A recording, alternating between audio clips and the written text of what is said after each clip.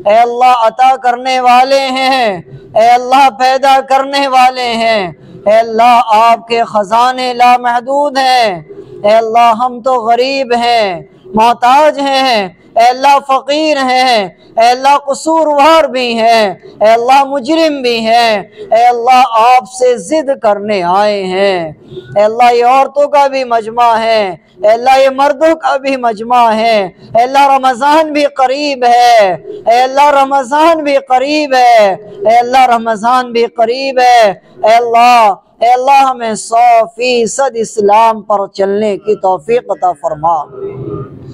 اے اللہ ہمارا وکیل بن جا، اے اللہ ہمارا کفیل بن جا، اے اللہ ہم اکیلے کوئی کام نہیں کر سکتے ہیں، اے اللہ نہ دین سدھار سکیں نہ دنیا سدھار سکیں، اے اللہ آپ کے بغیر ہمارا وجود نہیں ہے، اے اللہ آپ اگر وکیل ہیں تو ہم دین پر بھی چل سکتے ہیں، اے اللہ آپ کفیل ہیں تو دنیا پر بھی ہم چل سکتے ہیں، اے اللہ ہمیں تنہا نہ چھوڑ دینا، اے اللہ ہمیں تنہا نہ چھوڑ دینا، اے اللہ ہمیں اپنے علاوہ کسی اور کا محتاج نہ بنانا، اے اللہ یہ دنیا بڑی خود غرض ہے، اے اللہ یہ بڑی خود غرض ہے، اے اللہ چلتے ہاتھ پیر اپنے پاس بلانا، اے اللہ رزق سے بھی اے اللہ کسی دوسرے کا محتاج نہ کرنا، اے اللہ جسم سے بھی کسی دوسرے کا محتاج نہ کرنا، اے اللہ بس اپنا ہی محتاج رکھنا، اے اللہ اپنا ہی محتاج رکھنا،